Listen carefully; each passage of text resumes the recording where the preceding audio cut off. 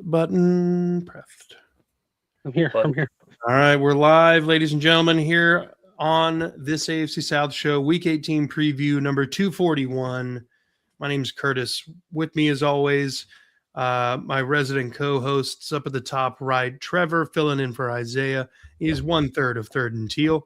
You can check him out with Isaiah and Eric talking all things Duval. Trevor, how we doing tonight? I'm doing good, man. We locked in. We finna take this division in the morning. It's gonna be a good fucking day. Yeah. Down at the bottom, we got Andrew, who's one half of Titans Table for Two. You can check he and his brother Christian out as they talk Titans. We are without a Colts representative tonight. So are the playoffs. They've missed like 2 out of the last 3 previews. Yep. They're really taking this downfall hard. They are. I think everyone in the comments should go and flood their comments with L's for missing the shows.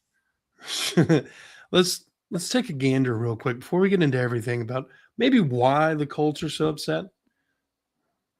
Oh, And they had like a 98.2% chance of making it at this point. This was after Houston had beaten the Bills on Thursday Night Football. All they had to do was not fuck it up. And what'd they do? Fucked it up. Exactly. tragedy has struck. Uh-oh. Talk about tragedy. My fucking ring light's trying to fucking shit the bed. Tragedy. Look at the fucking 8-2. Now they're looking at 8-8. God, I'd hate to be a Colts fan. Hold on. Hello, darkness, my old friend. Literally. Come to talk with you again.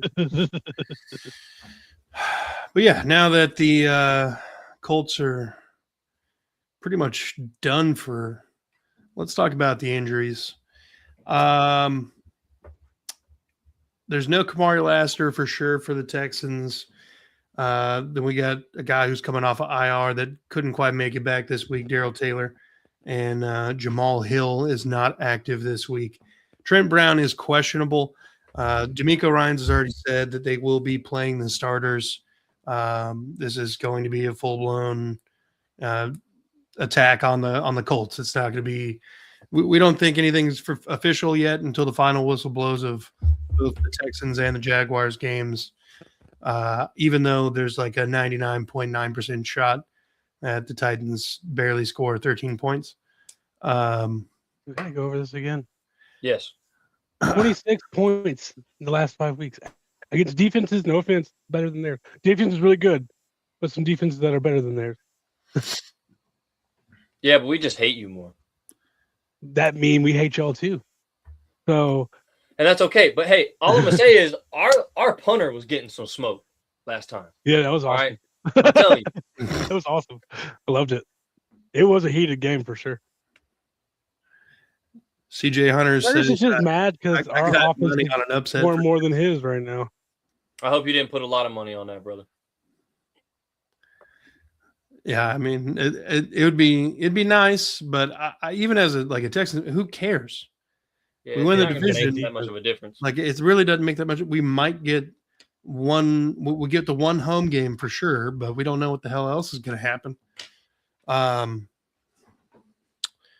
Yeah, y'all gonna come to Duval for a game. That's what's gonna happen. Yeah, I mean, I think there are a lot more.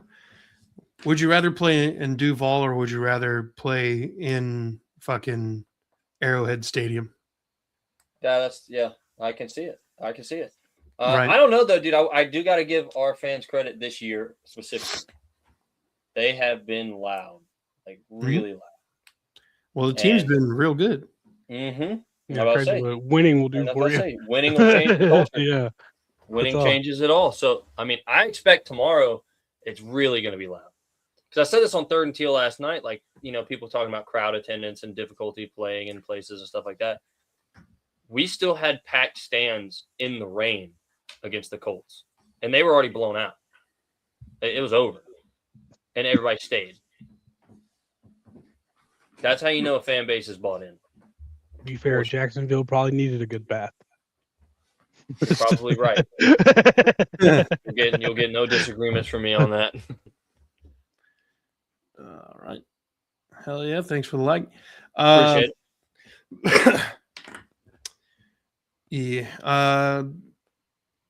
I don't know. At this point, though, for the Jags and the Texans, I mean, we don't, obviously with things on the line, you can't pull people too early, but you run the risk the longer you play them of a name getting hurt in a game that both of us should be able to kind of not necessarily walk through, but yeah, breeze through. Yeah. Yeah. I would make this point to that though. Like this is one thing. Like I've never been the biggest fan of sitting people, unless like if you're locked into the 1 seed, like there's nothing that can change it by like week 15. That's different. You might start considering sitting some people a couple quarters on the back half, but they sign on for 17 games. Yeah. And if something is still on the line in that 17th game, get your ass out there. That's what we pay you for. And between the Texans and the Jaguars, I think a home playoff game would make the world of difference for the Jaguars. Personally, we played really well at home this year for the most part. Like the only game we've lost at home is to Seattle. Probably, I mean, up there with the hottest team in the league with y'all. Exactly. I mean, we lost it to a respectable opponent, and we were in the game until the end too. Like the end's when we got tired. We spent too much time on defense. But I mean, to a respectable loss to a really good team is the only team we've lost to at home. We've got nothing but better and like more dominant since then.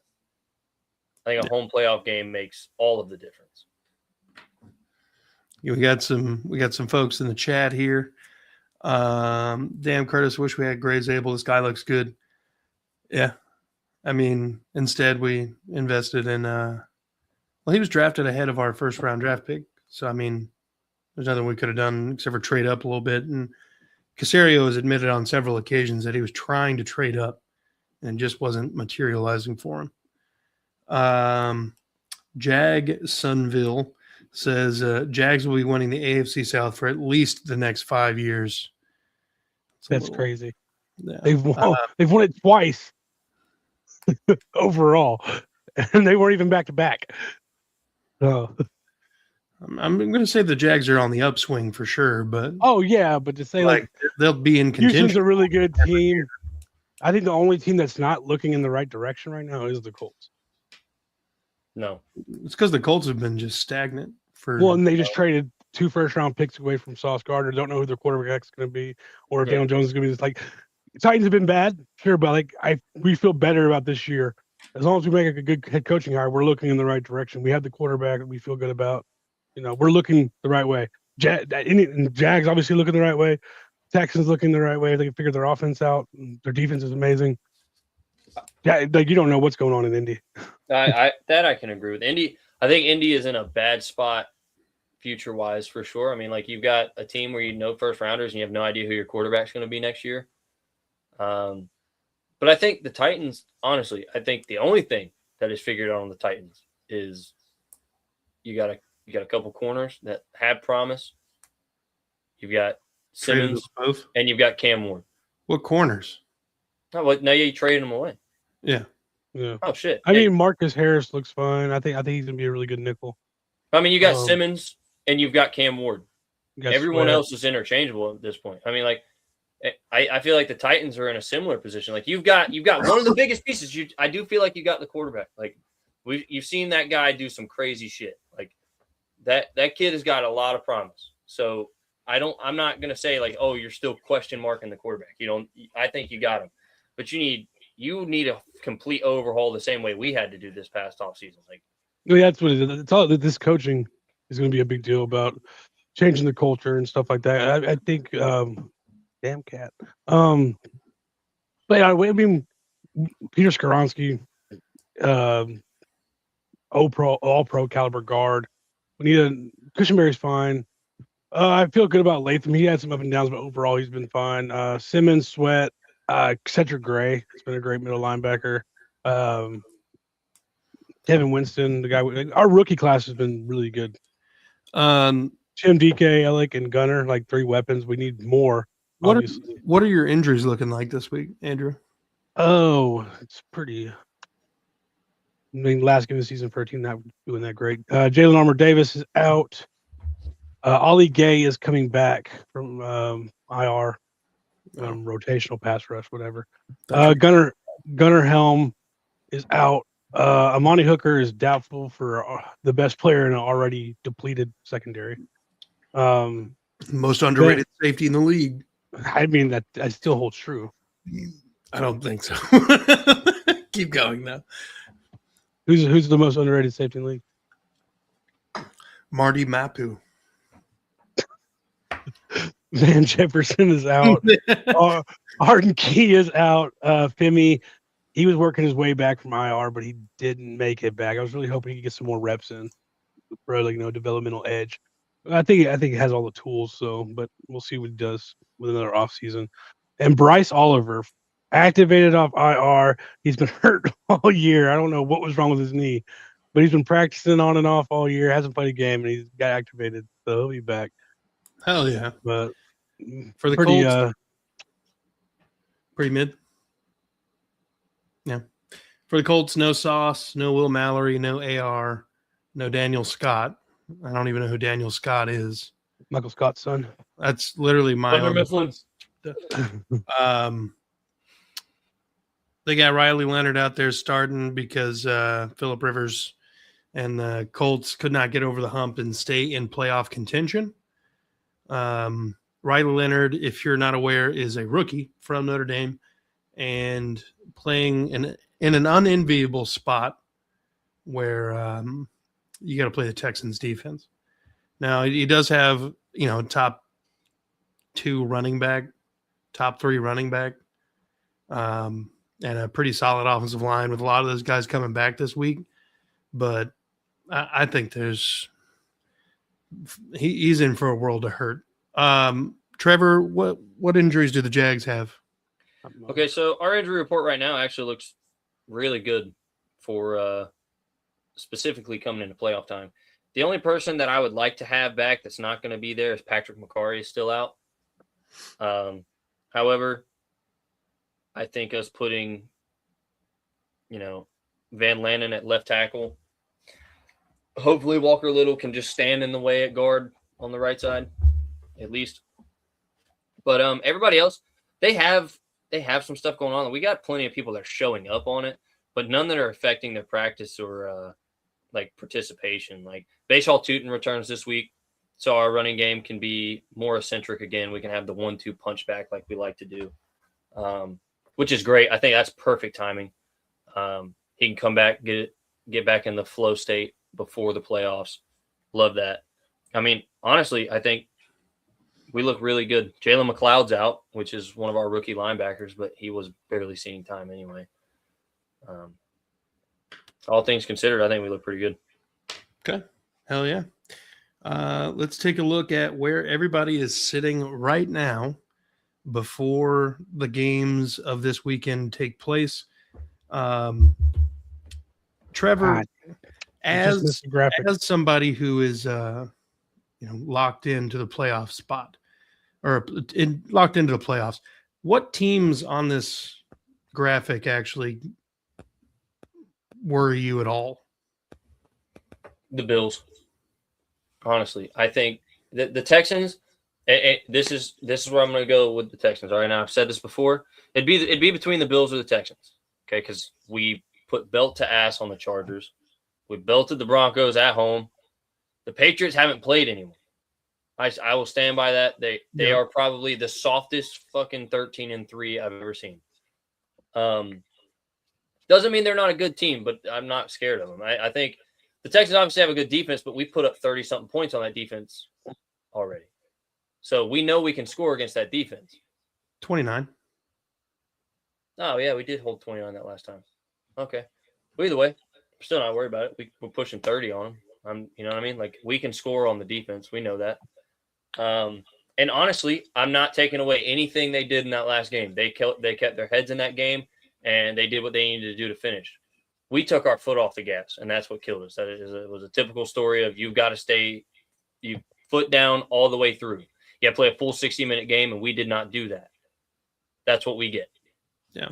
So no, I'm not overly worried about the Texans. Like, we were in full control of that game until we gave it away, essentially. Like, and the Bills. I mean, the Bills have playoff experience. Honestly, I think this is the best year that Josh Allen has a chance to make a run. And I think he knows that. Yeah. Also, one of the weaker teams he's had, though, in my opinion. No, I think that's pretty spot on. You know, it's hard to say. It really is. It's hard to say. But those are the only two that really worry me. I mean, I know we can beat the Broncos. We've seen that. We figured out how to create space against a really good defense, and their offense isn't shit. Yep. The Steelers, they're one game from not even being in this shit. So right. And then everybody else we've already beaten or don't have any serious leg to stand on as far as we are a dominant team. I don't think there's really anybody who's in particularly dominant. Like in years past, like when Brady was on the Patriots, or we had the Peyton Manning era, or whatever. There were just dominant teams that could beat you on both sides of the ball every single week. The Broncos have a great defense, but a mid-ass offense. As you mentioned, the Patriots, to me, not just to me, but I mean, just look at their schedule, the easiest schedule possible. The Jaguars, at this point, our games could go either way.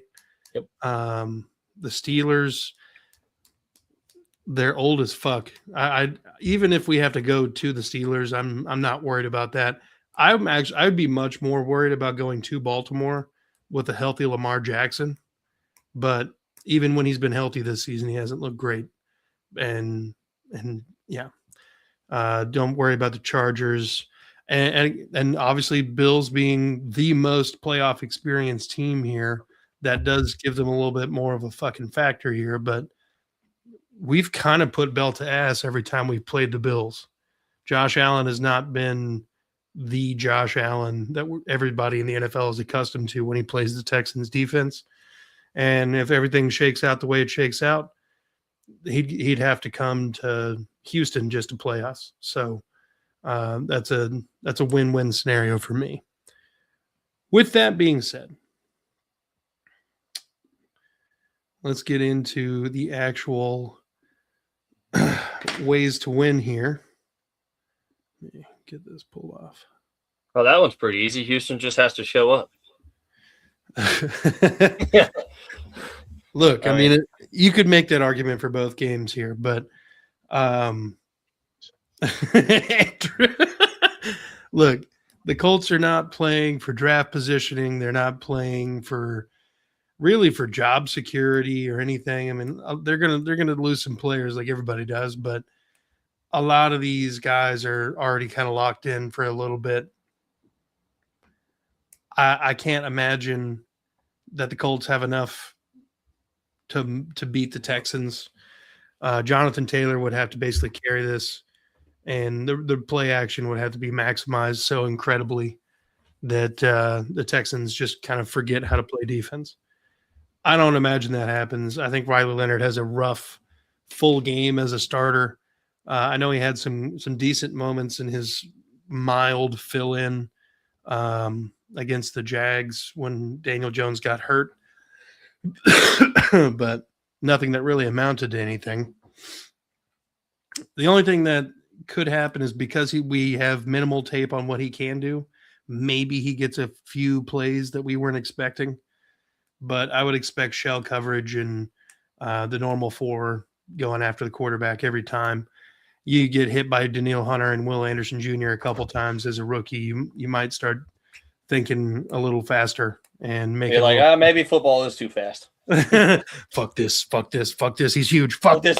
Fuck that guy is massive. Who let this monster in here? Somebody needs to make that man pee in a cup right now. Right. Drug test him. I will hold the cup. Something's wrong with this motherfucker. But I have the Texans winning this game 27-17. I don't imagine that the Texans offense just magically gets it all put together in this game. And, with all the injuries that the Colts have, they're still not the worst defense in the NFL. I mean, they're, like at least top half in most major categories. So CJ needs to come out, play clean, and just kind of put a lead up and never let it disappear, and play clean, no turnovers. I really don't want to see Woody Marks in this game. I'd like to see Jordan and Nick Chubb get the lion's share of the carries, and if possible, rest starters. I'm not going to be upset if Davis Mills ends up trotting out there. In a perfect world, he's playing after halftime. But in the world, he's playing at the start of the game because he's probably the most efficient catcher we have. But fair enough. But yeah. So I don't know. There would have to be maybe an earthquake or something for the Colts to win this game, but I'm just not feeling it. What do you guys think? I think that the Colts found the blitz really well against us last weekend.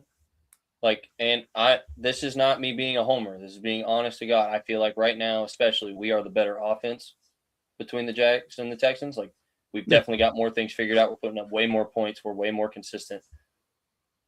We still had ways to win. We had some miscues, which I didn't like, but I mean, that stuff happens, and we won anyway. But they found the blitz really well and really effectively. So if they come into Houston and they blitz that well and that effectively, CJ will have a tough time. That is CJ's weakness, is pressure in his face. He is not good with it. I mean, that has been his entire career.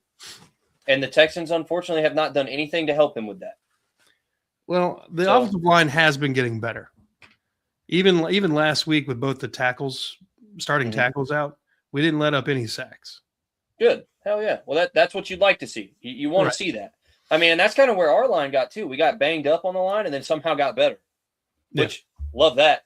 Hey, I'm all for it. Yeah, all for it. But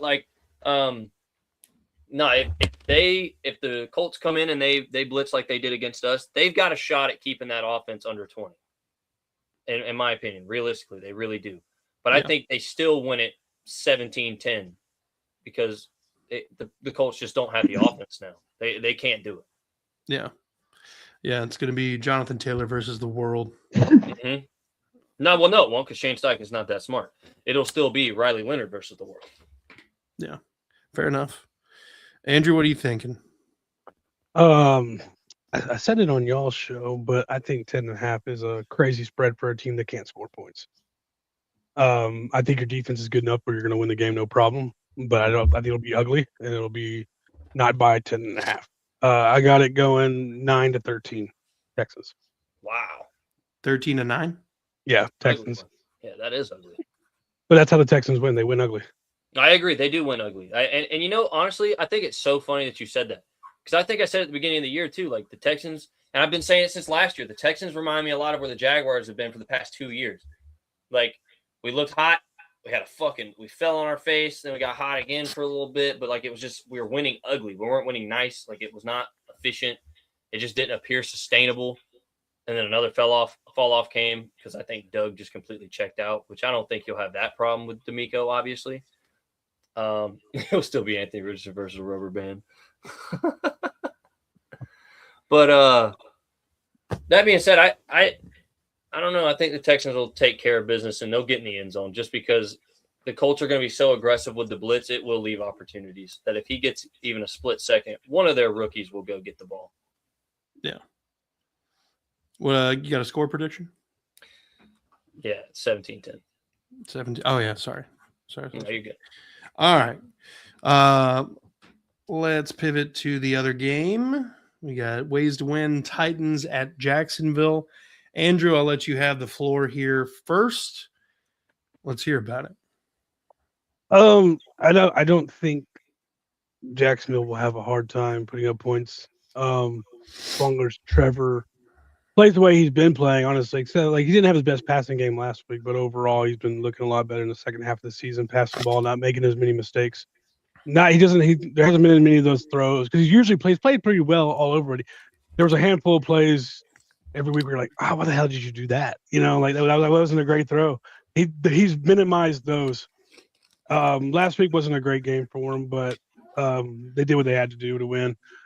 He still had 2 rushing touchdowns. But his passing, but as long as he passes the ball, which he shouldn't have any problem with on our secondary, they'll look really good. Like I'm over here, messing around with you guys. Jacksonville should win this game, but I don't think 13.5 and is a lot. And especially for a team who has been putting up 26 points a game in the last 5 weeks. We get some really good defenses, Cleveland being one of them. No. Saints is a really good defense. Put up 26 on them. So I think the Jacksonville is going to win. I'm not going to put them in my prediction because I'm going to just hold true to what I said on Titans table for 2. But Jacksonville should win. I don't think they cover that spread, though. I'm going to say my prediction is going to be 30-29 Titans, but Jacksonville should win this game. Okay. But not by 13.5. That's insane. All right, Trevor. This isn't the same team they played 6 weeks ago, especially offensively. I don't know. That's tough. I think every time someone said we won't cover the spread, we cover the spread and then put more on top of it. Every time. Like the Chargers, we were actually the underdog. And we fucking decimated. We were the underdog against the Broncos, and we won by over 14 on them. I'm telling you, when the team needs to show up, I'm going to be completely honest. I don't know what Liam's doing in there, and I know it's just a bunch of attitude. That's what it is. But dude, they've got plenty of momentum and plenty of things to use to really get these guys going against the Titans.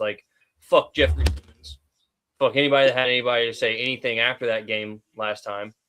And the fact that we got a couple Pro Bowl snubs for sure. Devin Lloyd being snubbed for the Pro Bowl. I don't give a shit what you say about anybody else on this team not making the Pro Bowl. Devin Lloyd not being a Pro Bowler just absolutely solidifies as a popularity contest and has absolutely nothing to do with football. Because that guy was, in my opinion, the best linebacker in football this year when he was on the field. No ifs, ands, or buts. So they've got plenty of things to motivate. And to think, too, they know that the division title's on the line. They want the home playoff game. They want it. And they've emphasized it. They've talked about it a lot. And with your eyes being set on that goal, it's a little bit different. Because even from the Texas perspective, they need us to lose to do that. They obviously have to go take care of business this week, but they also need us to lose. Our guys know all we got to do is go take care of business. That's all we got to do. We don't need anything else.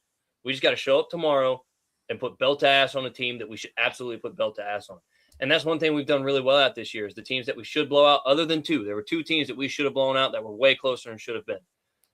But other than 2, we've done really well putting points against people that we should have.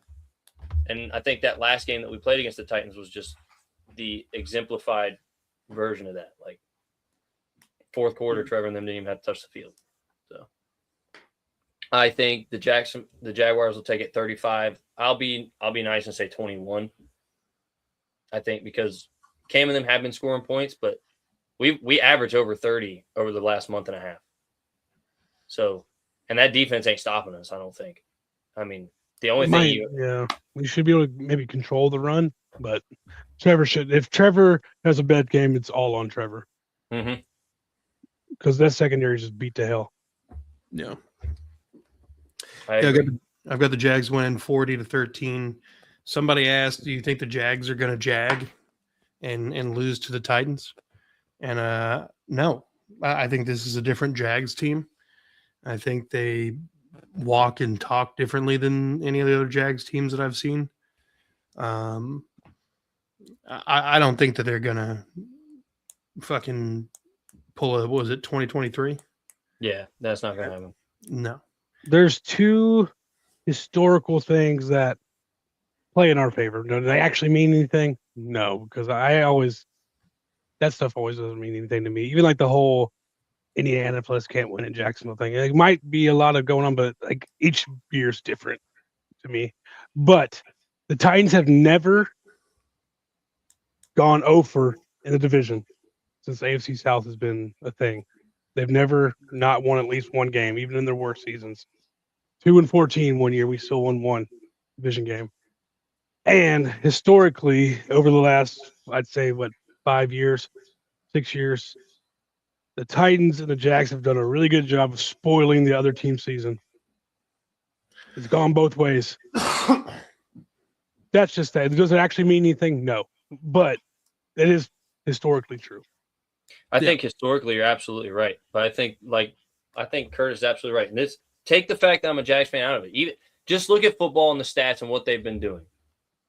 This is not the same team. Even close. It's not even close.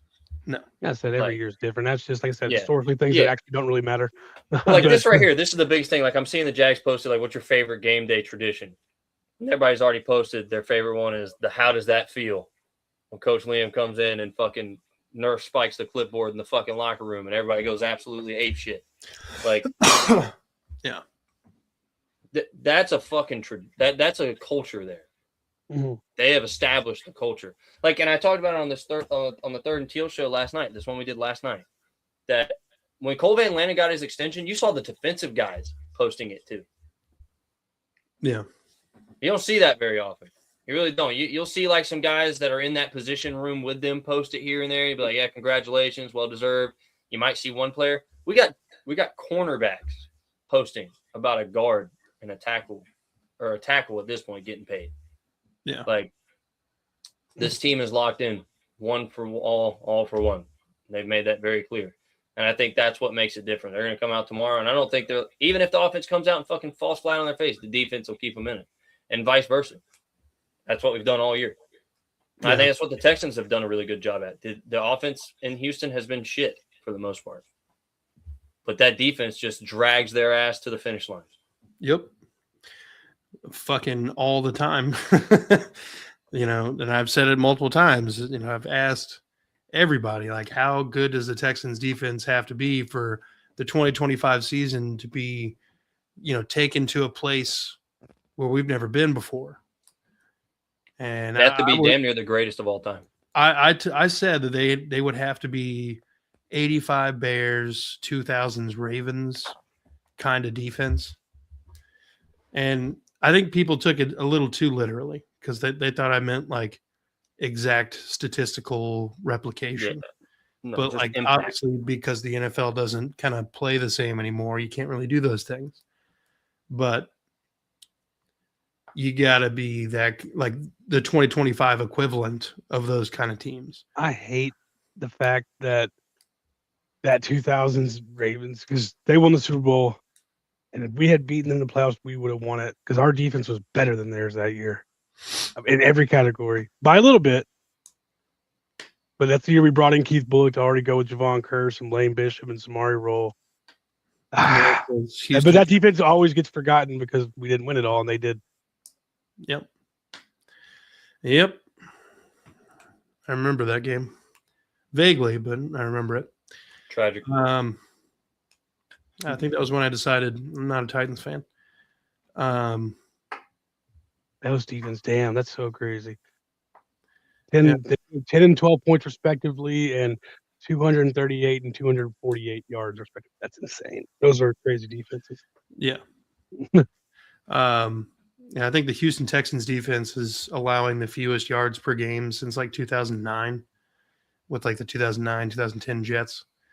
Revis Island, baby. Yeah. And fuck, nobody's throwing at Stingley, so it's basically just the same thing. Well, and it's crazy to think too, like the Texans do have to have the Bears or the Ravens defense. Like really they do, like an impact, an effect on the game. Because like if you're not in the game. Yeah. I mean, we saw what happened when the Rams took advantage of your defense a couple times, you lost it. It was a tight game, but as soon as the defense gave up one drive, that's all it took, one time. Yeah.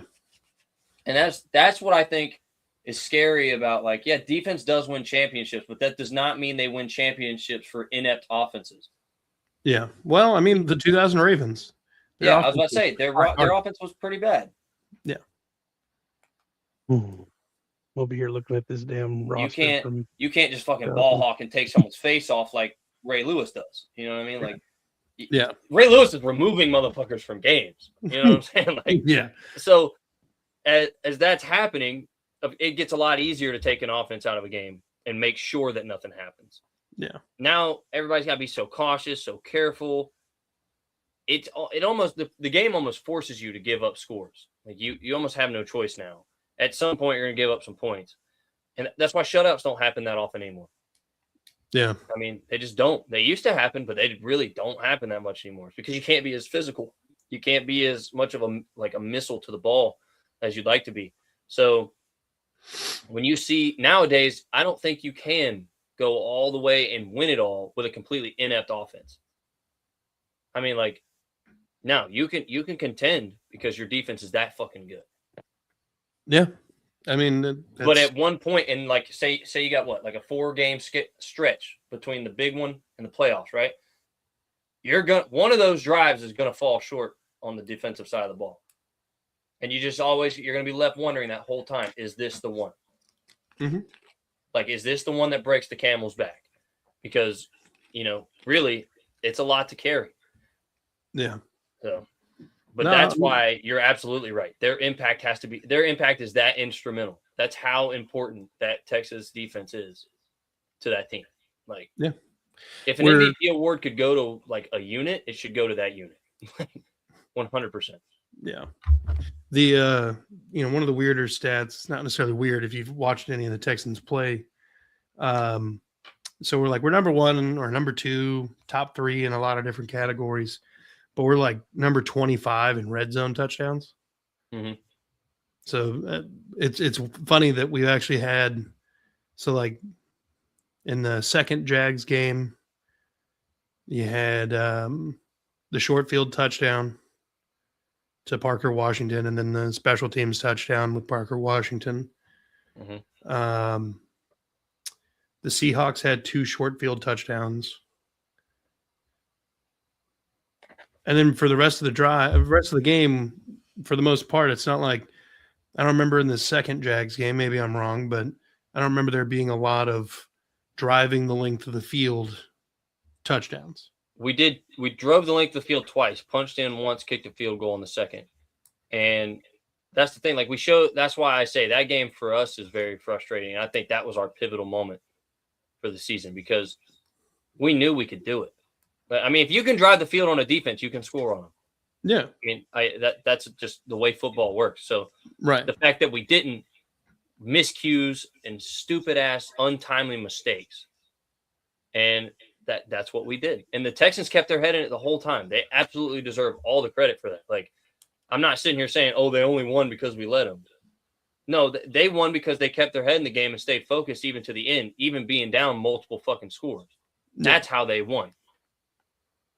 However, if you're looking at it from a self-reflection standpoint, you're looking at this, you're like, how the fuck did we get here? We got here by beating our fucking selves. Like, we threw that shit away. We're up 2 scores within the first 5 minutes of the fucking game. Yeah. We threw it away. I mean, so it's very difficult to swallow that, especially knowing like that's the best defense in the league and you can drive the length of the field on them. Yeah. You can do that. You've got a good shot. Yeah. Yeah. Well, look, I think this is a good spot to go ahead and wrap her up. Gentlemen, do we have any closing comments? Wait. What do we wait? You want playoff machine? You want my final week's prediction as going into fucking hit me. All right. Let's do it. I have Denver getting the 1 seed because, like I said, San Diego's going to give it to them. Mm-hmm. New England 2 seed, 3rd seed Jacksonville, 4th seed Baltimore. Going to New England is the Chargers. Going to Jacksonville is Buffalo, and Texans going to Baltimore. NFC, I have the Seattle winning. They are winning right now, so it looks good. 2nd seed Chicago, 3rd seed Philadelphia, 4th seed Tampa Bay. Green Bay going to Chicago. That's an awesome playoff game right there. San Francisco going to Philadelphia, and the Rams going to Tampa Bay. Now, the biggest, I was looking like playing with the games. This is what my actual prediction is because I do think Jacksonville's going to win. That game has the most play in what can happen in the AFC, though, because it's the Titans were to win that game. Everything flips around. Buffalo goes to the 5 seed, goes to Baltimore. Houston comes to the 3 seed, and Jacksonville goes to the 6 seed and goes to Houston to play opening week. Now, that's my dream, not even for the Titans to win, but just to see y'all play in the first round. Yeah. Son of a bitch. Of course you would. Yeah.